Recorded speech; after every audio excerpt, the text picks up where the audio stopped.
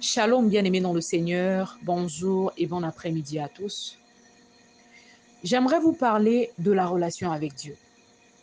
Certainement, vous aussi comme moi, vous connaissez quelqu'un qui, lorsque vous regardez sa vie, vous voyez Dieu dans sa vie. Vous pouvez percevoir l'empreinte de Dieu dans sa vie. Vous pouvez même ressentir, ou bien vous arrivez même à ressentir la proximité que cette personne-là a avec Dieu. Moi, je connais une personne comme ça. Et dans Genèse chapitre 39, on nous parle de Joseph. On nous dit que son maître vit que l'Éternel était avec lui. C'est une façon de te dire que tu peux percevoir Dieu dans la vie d'une personne. Tu peux même ressentir la proximité qu'une personne a avec Dieu. Et moi, j'étais en train de méditer autour de tout ce que Dieu me permet de voir dans la vie de cette personne. Il y a non seulement les témoignages que cette personne me donne, il y a également le témoignage de l'Esprit. Des témoignages qui sont tellement authentiques. C'est-à-dire, je n'ai aucune raison de douter que Dieu est dans la vie de cette personne. Tellement c'est clair, c'est tellement clair dans mon esprit. C'est-à-dire que tout ce que Dieu me révèle de la personne ne me permet aucunement de douter que Dieu est dans la vie de cette personne. C'est tellement réel et palpable, c'est dans mon esprit. C'est-à-dire que c'est tellement vrai, c'est tellement authentique, je ne sais pas comment vous expliquer ça. Et au départ, quand je ressentais ça dans la vie de cette personne, j'avais envie de comprendre pourquoi, malgré que nous avons tous reçu une portion de l'Esprit de Dieu, il y a d'autres personnes, lorsque tu regardes la vie de cette personne, la personne n'a pas le temps même de chercher à te convaincre. C'est-à-dire, c'est tellement clair. Tu vois clairement que Dieu est dans la vie de cette personne. Et il y en a d'autres, malgré la portion de l'esprit que la personne a reçue, on ne remarque rien en dehors de la manifestation de l'esprit dans la vie de cette personne. Je ne sais pas si vous comprenez ce que je suis en train de dire. Bien aimé, quand je regardais la vie de cette personne et que j'essayais de comparer avec la vie de nous autres, j'avais pitié de moi. Ça me donnait l'impression, c'est comme si que même moi, je ne prie pas.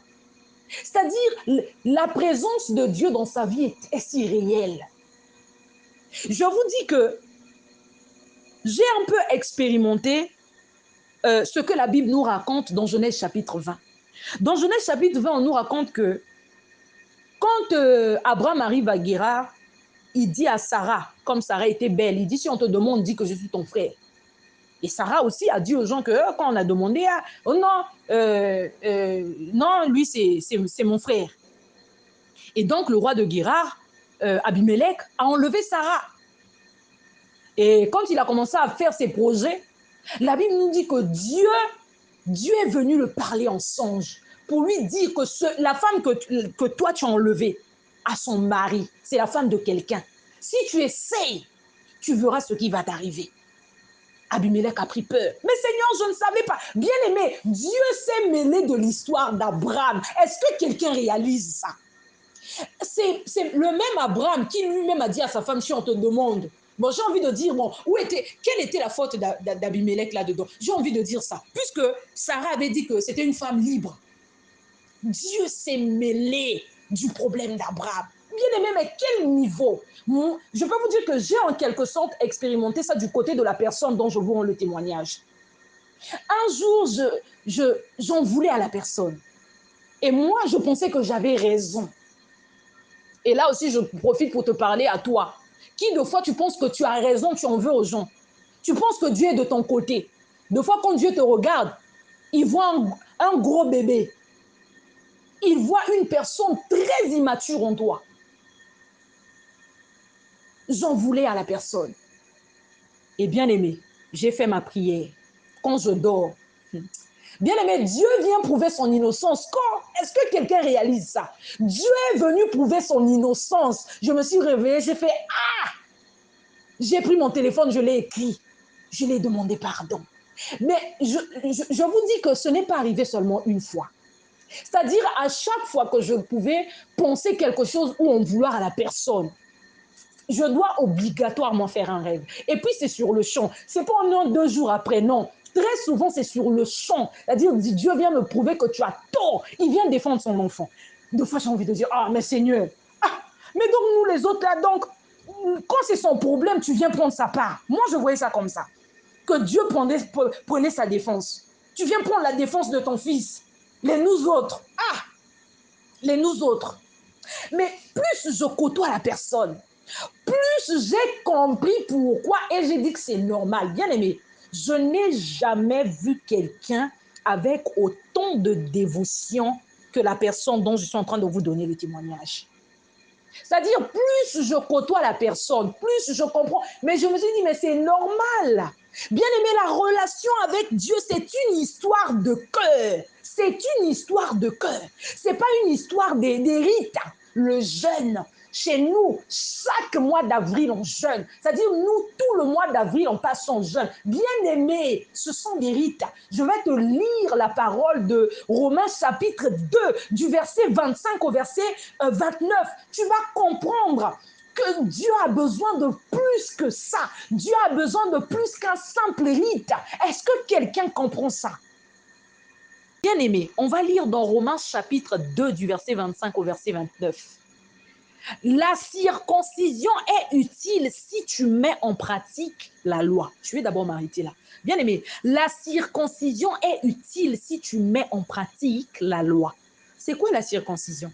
La circoncision était le signe de l'alliance que Dieu avait conclue avec les enfants d'Israël. Genèse chapitre 17 du verset 10 au verset 11. C'est ici mon alliance que vous garderez entre moi et vous et ta postérité après toi. Tout mâle parmi vous sera circoncis. Vous vous circoncirez, ce sera un signe d'alliance entre moi et vous. Donc, qui a donné la circoncision? Allez-y comprendre. La circoncision était un rite dont tous les hommes juifs devaient se soumettre. Mais l'apôtre Paul, poussé par l'Esprit de Dieu, dit dans Romains chapitre 2, ici à partir du verset 25, que la circoncision est utile si tu mets en pratique la loi. Donc, il est en train de t'enseigner que le plus important, ce ne sont pas les rites. Le plus important, ce n'est pas seulement les exercices de la piété, donc le jeûne. Non. Ou encore te mettre à genoux, prier. Non. Il est en train de t'enseigner que le plus important, c'est de pratiquer la loi, de mettre en pratique la loi. Or, la Bible déclare dans Galates chapitre 5, le verset 14, que celui qui aime son prochain a accompli la loi. Dieu a pris toute la loi. Dieu l'a résumée en l'amour. Aimer Dieu, aimer son prochain. Tu aimeras le Seigneur ton Dieu de tout ton cœur, de toute ton âme et de toute ta pensée. Et tu aimeras ton prochain comme toi-même. C'est tout. C'est ça la loi. Parce que si tu aimes, tu ne vas pas voler, tu ne vas pas tuer l'autre, tu ne feras pas ceci, tu ne feras pas cela. Donc l'apôtre Paul est en train de te dire que les rites ou encore les exercices de la piété sont utiles si tu mets en pratique la loi. Donc quand tu aimes Dieu, hein, si tu aimes Dieu et que tu aimes aussi ton prochain. Mais si tu n'aimes pas ton prochain, parce que celui qui dit qu'il aime Dieu et qui n'aime pas son prochain est un menteur. Voilà pourquoi, dans Galates chapitre 5, ici au verset 14, on te dit que celui qui aime son prochain, hein, on te dit que celui qui aime son prochain a accompli la loi. Donc, si tu n'aimes pas ton prochain, et que tu es pressé de pratiquer les exercices de la piété, c'est-à-dire les rites, oh bien-aimé, ta circoncision devient circoncision. Donc, ça n'a pas de sens. La circoncision est utile si tu mets en pratique la loi. Donc, les exercices de la piété doivent accompagner ton obéissance à la parole de Dieu. Est-ce que quelqu'un comprend? On te dit que si donc l'incirconcis observe les ordonnances de la loi, son incirconcision ne sera-t-elle pas tenue pour circoncision? L'incirconcis de nature qui accomplit la loi ne te condamnera-t-il pas, toi qui la transgresses tout en ayant la lettre de la loi et la circoncision? Donc l'apôtre Paul met de l'accent sur le fait de ne pas prendre seulement une partie, parce qu'il y a des gens qui sont beaucoup plus actifs en ce qui concerne les exercices de la piété et qui négligent le fait d'aimer Dieu et qui négligent le fait d'aimer son prochain. Amen. Il dit le juif, ce n'est pas celui qui en a les dehors. Ça veut dire que le juif, ce n'est pas celui qui l'est de l'extérieur. Et la circoncision, ce n'est pas celle qui est visible de la chair. Bien aimé, ici l'apôtre Paul dit les choses profondes. Le juif, ce n'est pas celui qui l'est extérieurement. Souvent, on aime prendre un air, système toujours, même à cette tambour, les deux mains jointes. Tu marches là deux fois, ça tu toto quoi. Donc, démarche, moi, c'est une démarche spéciale, le démarche des chrétiens.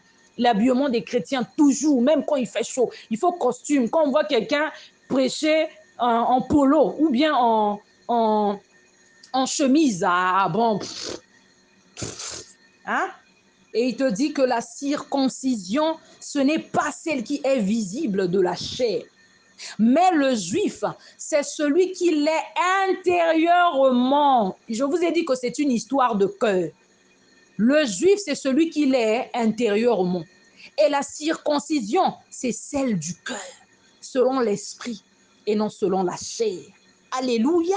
C'est une histoire de cœur. Après, il te dit que la louange de ce juif, c'est-à-dire de celui qui est juif à l'intérieur de lui, c'est-à-dire de son cœur, il te dit la louange de ce juif ne vient pas des hommes, mais de Dieu. Donc, tu n'as pas besoin de faire les choses seulement pour qu'on dise que toi aussi tu es chrétien. En principe, même quand il fait chaud, tu es obligé de de prêcher en costume parce que si tu prêches en polo, on dira qu'on va te mettre à l'écart, on te prendra pas au sérieux. Deux fois, on fait certaines choses parce qu'on se dit que bon, c'est déjà parti comme ça. Non, bien-aimé dans le Seigneur. Alors, on va lire dans Matthieu chapitre 15, de verset 1 au verset 8. La Bible dit, alors des pharisiens et des scribes vinrent de Jérusalem auprès de Jésus et dirent, pourquoi tes disciples transgressent-ils la tradition des anciens? Car ils ne se lavent pas les mains quand ils prennent leur repas. Il leur répondit, et vous, pourquoi transgressez-vous le commandement de Dieu au profit de vos traditions? Car Dieu a dit, honore ton père et ta mère, et celui qui maudira son père ou sa mère sera puni de mort. Mais vous, vous dites, celui qui dira à son père ou à sa mère, ce dont j'aurais pu t'assister est une offrande, n'est pas tenu d'honorer son père ou sa mère. Waouh! Vous annulez ainsi la parole de Dieu au profit de votre tradition. Hypocrite! Ésaïe a bien prophétisé sur vous quand il a dit, ce peuple m'honore des lèvres, mais son cœur est éloigné de moi. Bien aimé, ce dont Dieu a besoin, c'est de ton cœur. Ce n'est pas des apparences pieuses que tu peux donner. Dieu a besoin de notre cœur, même quand on fait semblant, quelle que soit la façon dont tu peux faire semblant devant les hommes. En réalité, tu ne fais rien. En réalité, on ne fait rien. C'est-à-dire qu'on a peur que les gens découvrent ce que nous sommes réellement et que on ne s'inquiète pas de ce que Dieu voit, nos cœurs, de ce qu'il voit, les choses que les hommes ne voient pas. Je pense que c'est vraiment un problème. Et c'est même ce qui fait qu'aujourd'hui, il y a certaines personnes, nous, on peut voir, on peut regarder, on se dit que la personne l'a pris, c'est quelqu'un qui jeûne beaucoup, c'est quelqu'un de très zélé. Mais pourquoi est-ce que sa vie, on ne sent pas Deux fois, il y a de ces choses qu'on remarque, nous, on ne sait pas. C'est-à-dire, nous, on se fie de l'extérieur de la personne. On se fie de l'apparence que la personne nous donne, alors que Dieu connaît l'intérieur. Moi, je pense que le plus important, c'est de prendre soin de notre relation avec Dieu. Ce qui compte le plus, c'est le regard de Dieu sur nous. On doit mettre beaucoup plus d'accent sur notre relation avec Dieu que de notre relation avec les hommes. Parce qu'il y a même des gens qui font des choses. Mais si je ne fais pas, qu'est-ce que les gens vont dire? Donc, tu es obligé de faire certaines choses. Alors que des fois, Dieu ne t'a pas demandé de faire ça. Mais parce que seulement, qu'est-ce que les gens ne vont pas dire? C'est vraiment un problème. C'est vraiment un problème. Et je pense que c'était peut-être ça le problème de Saoul. Il s'est dit, mais si on laisse tout ça, qu'est-ce que ces hommes-là vont dire? Et peut-être pour leur faire plaisir, il a dit, bon, on va prendre ceci, on va prendre cela. Alors que Dieu l'avait donné des instructions. Et à cause de ça, de cela, Dieu l'a rejeté. Lorsqu'on regarde David, on voit ça un homme qui avait son cœur totalement dévoué à Dieu. Bon, toi-même, imagine seulement quelqu'un qui pense bâtir une maison à Dieu. Il pense, bien aimé, mais j'ai envie deux fois je me demande qu'est-ce qui s'était passé à l'instant dans sa tête. Il avait pensé à quoi? La dévotion. Ce dont Dieu a le plus besoin, c'est de ton cœur. Ce n'est pas seulement des rituels que tu peux faire, tu jeûnes 40 fois par année, mais ça ne change rien si ton cœur n'est pas totalement dévoué à Dieu. Ça ne change rien. ça ne change rien. Si tu n'aimes pas Dieu et que tu n'aimes pas ton prochain, c'est un problème. On voit David, le nombre de fois qu'il a eu l'opportunité de tuer Saül et qu'il ne l'a pas fait. Bien aimé, le nombre de fois qu'il a eu l'opportunité de tuer Saül, il ne l'a pas fait. Donc, quand tu lis, tu comprends, bien aimé, Dieu ne fait exception de personne. En toute nation, celui qui le craint et qui pratique la justice lui est agréable.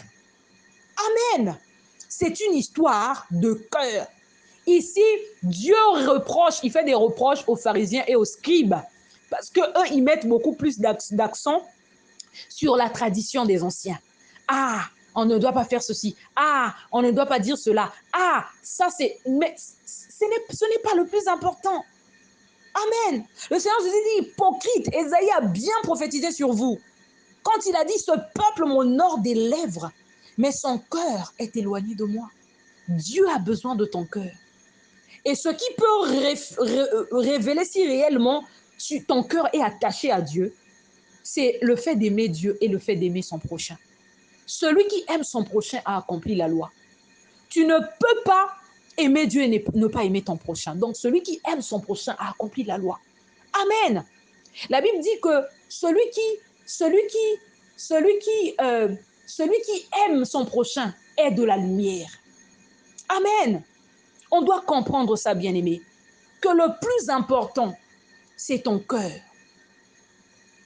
C'est une histoire de cœur, bien-aimé. La relation avec Dieu, c'est une histoire de cœur. Amen. Moi aussi, j'aimerais parler aux gens qui sont toujours dans les jugements. Toi, tu connais lesquels vont aller en enfer et lesquels vont aller au paradis. Hop, lui, il est catholique. Hop, la salle d'attente pour l'enfer. Hop, lui, il est de ICC. Hop, là-bas. Hop, hop, il va aller en enfer. Hop, lui, il est de telle église. Arrêtons avec ça, bien-aimés dans le Seigneur. Arrêtons avec ça. La relation avec Dieu est une histoire de cœur. Est une histoire de... Dieu n'est pas aussi sévère que nous. Nous, on est plus sévère que Dieu. Regarde seulement les gens qui voulaient lapider la femme adultère. Quand le Seigneur Jésus dit, bon, de vous tous là, qui n'a pas de péché? Ils se sont sentis accusés dans leur conscience. Ils sont partis. Ah, bien-aimés dans le Seigneur, que Dieu nous aide. Bonsoir à tous.